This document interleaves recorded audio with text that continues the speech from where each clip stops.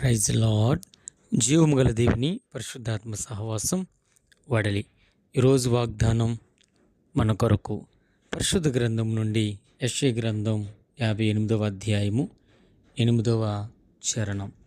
నీ వెలుగు వేకువ చొక్కువలే ఉదయించును, స్వస్థత నీకు శీఘ్రంగా లభించును. ప్రియమైన దేవుని జనాంగమా, ప్రభులు వారు మనందరితో అద్భుతమైన రీతిలో మాట్లాడుతున్నారు. మీరు ఇతరులకు సహాయం చేసినప్పుడు, దేవుని మార్గం నడిచినప్పుడు, మీ జీవితంలో చీకటిని తొలగిపోయినట్లుగా ఆయన చేసి, మీ వెలుగు ఉదయం ప్రకాశించే సూర్యుడిలా మారుతుంది. మీ సమస్యల నుండి శీఘ్రంగా స్వస్థత మీకు లభిస్తుంది. ఇలా దేవుడు మనతో మాట్లాడుతున్నాడు.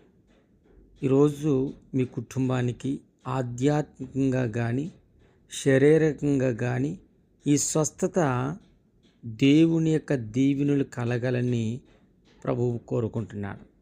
ఎవరికి కోరుకున్న వారికి దేవుడు ఇస్తాడు.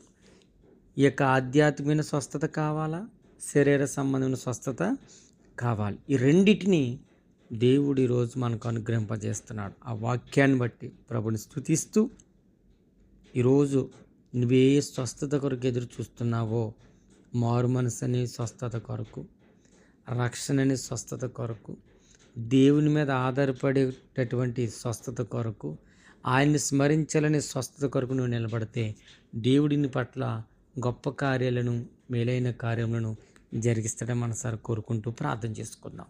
సకల ఆశీర్వాదాలకు కారణభూతుడైన నా ప్రియ పరలోకపు తండ్రి, నీ పరిశుద్ధమైన శ్రేష్టమైన ఉన్నతమైన నామం కొరకు వందనాలు. ఈ ఉదయకాల సమయంలో నీ పాదల చెంతకు వచ్చిన మమ్మల్ని అందరూ మీరు జ్ఞాపకం చేసి దీవించి ఆదరించి కనికరించి కాపాడు కృప చూపమని, నీ దీవెన నీ ఆశీర్వాదం మా పైన మెండుగా నిండుగా దయచేసి దీవించమని. అయ్యా, ఈ ఉదయకాల సమయంలో స్వస్థత నీకు శీఘ్రముగా లభిస్తుందని చెప్పావు.